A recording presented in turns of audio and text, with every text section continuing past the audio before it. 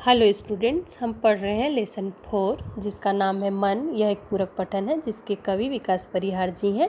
हमने पिछले वीडियो में पद 8 तक किया है। आज के वीडियो में हम इसी पाठ को जारी रखेंगे और हमारा अगला जो पद है वो है पद संख्या 9, जो कि कुछ इस तरह है। मन की पीड़ा छाई बन बादल बरसी आँखें। पीड़ा, पीड़ा का अर्थ होता है कष्ट, दुख। छाई, छाई का अर्थ होता है छा जाना। बरसी, बरसी का अर्थ होता है बरसना। तो सरल शब्दों द्वारा पहले समझते हैं। कवि कहना चाहते हैं कि जब आकाश में घोर बादल छाए होते हैं तभी बारिश होती है, तभी वर्षा होती है। उसी तरह जब मन में घोर निराशा होती है तभी आँखों में बादल छा जाते हैं, यानी अश्रु आ जाते हैं और आँखों से आंसू बहने लगते हैं। आँखों से अश्रुओं का बहना शुरू हो जाता है। इन शब्दों के माध्यम से ये कहना चाहते हैं। जब आप इसका भावार्थ लिखोगे तो कुछ इस तरह लिखोगे।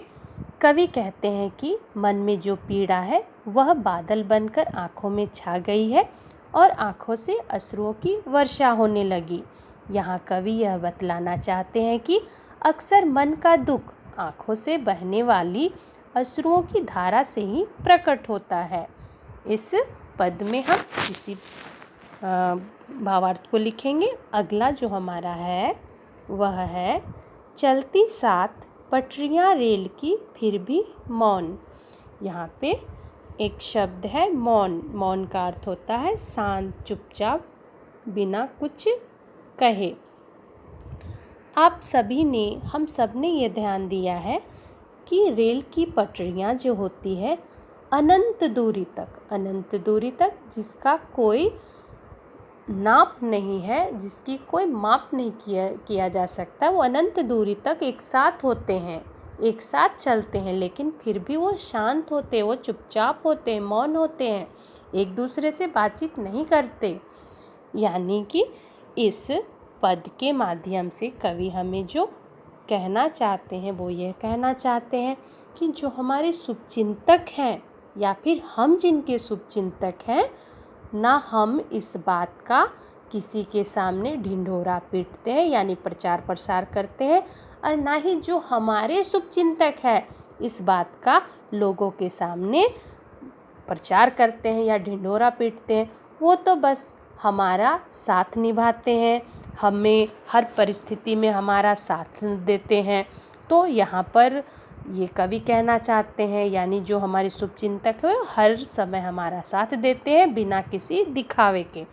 तो हम जब इसका भावार्थ करेंगे तो कुछ इस तरह करेंगे।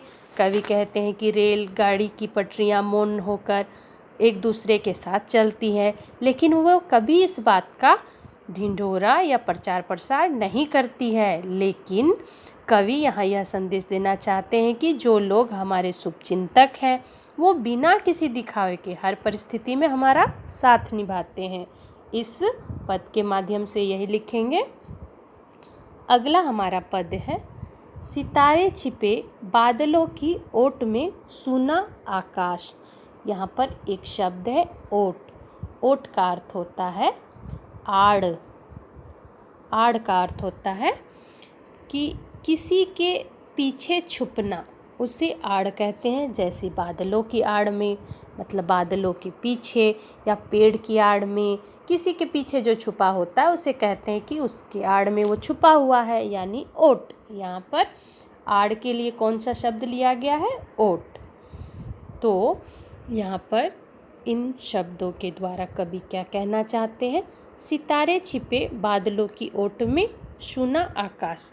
हमने इस बात पर ध्यान दिया होगा कि जो आकाश की शोभा है वो किससे है? तो सितारों से है। अगर आकाश में सितारे ना हो तो इसका जो सुंदरता है, आकाश की जो खूबसूरती है, वो बिना अर्थ का होगा। इसकी खूबसूरती में कोई बात ही नहीं होगी। तो यहाँ पर आकाश में जब बादलों की ओट में जब सितारे छुप जाते हैं, सितारे किसकी ओट में छुप जाते हैं?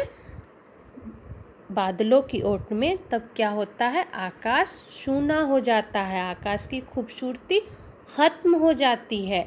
ठीक उसी तरह जैसे कोई सत्कर्मी, कोई परोपकारी मनुष्य जब अपने सत्कर्म से, अपने अच्छे कर्मों से समाज का सिरमौर बन जाता है। सिरमौर का अर्थ होता है बहुत ही प्रसिद्ध, बहुत ही प्यारा हो जाता है, उससे कहते हैं।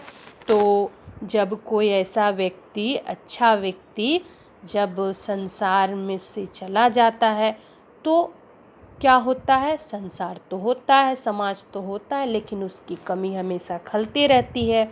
उसके बिना हमारे समाज की, संसार की जो शोभा होती है वो कम हो जाती है। संसार तो चलते रहता है लेकिन उसकी कमी हमेशा खलती रहती है। तो कवि हमें इन पदों के माध्यम से क्या कहना चाहते हैं उसका भावार्थ देखेंगे।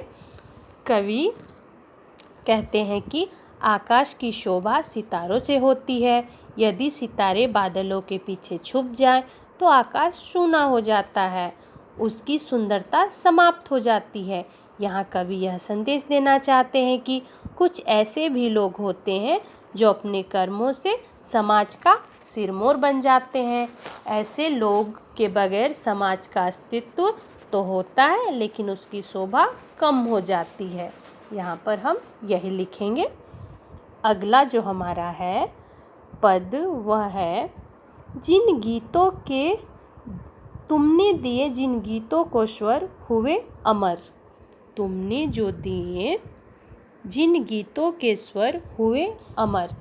यहाँ पे इन शब्दों के माध्यम से कवि हमें ये कहना चाहते हैं कि हमारा व्यवहार, हमारा जो अपना पहचान है, अपना बर्ताव है, वह समाज में, हमारे समाज में, हमारे देश में, हमारे दुनिया में एक पहचान बना देता है। अपने व्यवहार से हम जाने जाते हैं और वही व्यवहार जब हमारा अच्छा होता है तो वह हमारे जाने के बाद भी, यानी कि हमारे ना रहने के बाद भी क्या होते हैं, वो जो व्यवहार होता है, वो गीत होता है, वो स्वर क्या हो जाते हैं, अमर हो जाते हैं। हम नहीं भी हो तो हमारे स्वभाव की जब बातचीत होती है तो वो अच्छे और अच्छी अच्छी बातों के साथ होती है और वो अमर हो जाते हैं। हमारा जो स्वभाव है वो अमर होता है, भले हम रहें ना रहें। तो यहाँ पे कवि इस पद के माध्यम से क्या कहना चाहते हैं, तो इसका हम भावार्थ लिखेंगे कुछ इस तरह। कवि कहते हैं कि जिन गीतों को तुमने अपना स्वर दिया वे अमर हो गए, अर्थात वे बरसों तक गुनगुनाए जाएंगे, यानी कि बरसों तक याद किए जाएंगे। यहाँ कवि यह संदेश देना चाहते हैं कि इस संसार में हमारे द्वारा किए गए कर्म ही अंत तक याद किए जाएंगे। यदि कर्म अच्छे होंगे तो हम सदा सदा के लिए अमर हो जाएंगे, यानी कि अगर हमारे कर्म अच्छे हैं तो क्या होगा, लोग हमें हमेशा याद रखेंगे। और यानी कि वही जो हमारा कर्म है वही हमारा गीत है और जो सदा बरसों तक गुनगुनाए जाएंगे, यानी कि हमेशा याद किए जाएंगे। तो यहाँ पे इस पद के माध्यम से कवि क्या हमें संदेश दे रहे हैं कि हमें अपने कर्म अच्छे रखने चाहिए ताकि जो हमारे कर्म हो वो सदा के लिए अमर हो जाए, लोग उन्हें हमेशा अच्छे कर्म के लिस्ट में रखें और उन्हें याद करें। और अंतिम जो हमारा पद है कुछ इस तरह है, सागर में भी रहकर मछली प्यासी ही रही। सागर में भी रहकर मछली प्यासी ही रही। यहाँ पे कवि जो बतलाना चाह रहे हैं कुछ इस तरह बतलाना चाह रहे हैं कि इसका हम दो अर्थ बना सकते हैं, लेकिन इसको हम सरल जो इसका अर्थ है उसका एक देखेंगे कि जो व्यक्ति धन्य धान्य से, यानी जो संपत्ति से परिपूर्ण है, भरा पूरा है, लेकिन अगर उसमें संतोष की भावना नहीं है, अगर उसमें संतुष्टि नहीं है, तो भी वह वह मछली की भांति है, उसी मछली की तरह है जो समुद्र में रह के भी प्यासी रहती है। यानी कि कहने का अर्थ है जिस व्यक्ति के पास धन संपत्ति नहीं है, ठीक है, वो तो उसको पाने की लालसा है, ये समझ में आ रहा है, लेकिन जिस व्यक्ति में ये सब गुण मौजूद है, उसमें धन संपत्ति सब कुछ विद्यमान है, फिर भी उसे और पाने की इच्छा है, यानी कि वह उस मछली की तरह है जो सागर में रह के संपत्ति से भरा पूरा होते हुए भी वो उस धन को, संपत्ति को पाने की लालसा में डूबा हुआ है, उसकी प्यास तो गई ही नहीं है। तो यहाँ पे कवि हमें इस पद के माध्यम से क्या भावार्थ देना चाहते हैं, लिखेंगे।